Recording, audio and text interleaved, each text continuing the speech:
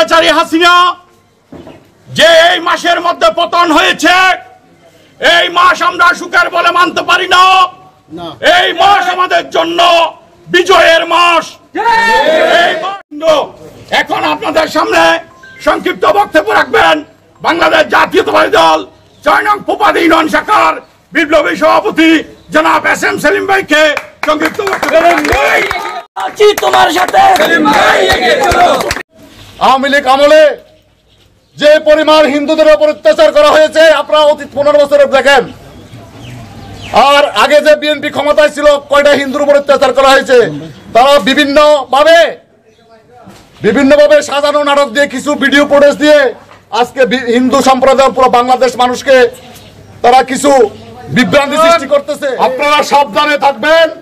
আমার এলাকা পোপাদিয়ায় যদি কোনো হিন্দু সম্প্রদায় কোনো যদি কোনো অন্যায়ভাবে কোনো অত্যাচার বা কোনো কিছু করা হয়, আপনারা আমাদের নেতৃবৃন্দ আছে তাদের সাথে যোগাযোগ করবেন। প্রয়োজনে আমারও ফোন দিবেন, আমার নম্বর সবার কাছে আছে।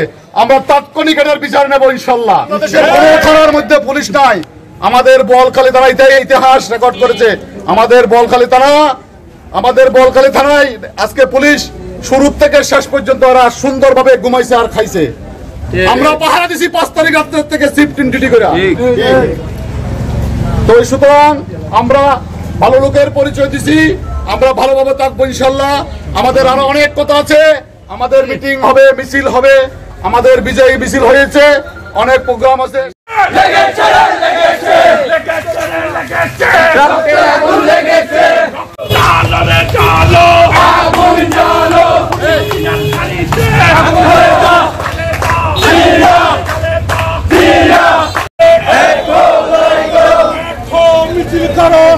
আর কোন পেটাত্তা কোন এলাকায় আগের কথা চাঁদাবাজি করতে পারে। আমরা পোপাদিয়া ইউনিয়ন বিএনপির নেতারা এই আন্দোলন সংগ্রামের মধ্যে দিয়ে, এই বিজয়ের মধ্যে দিয়ে আমরা একে অপরের ভাই হয়ে গেছি।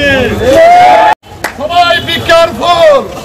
আমরা প্রতিশোধের আমাদের নেওয়ার দরকার নাই। আমরা আইনে আমাদের প্রতিশোধ নেবে, আইনের গতিতে চলবে। হিন্দু মুসলিম আমরা ভাই ভাই। আমাদের দায়িত্ব হলো আমরা এদের মতো নরপিশাচ হতে পারবো না।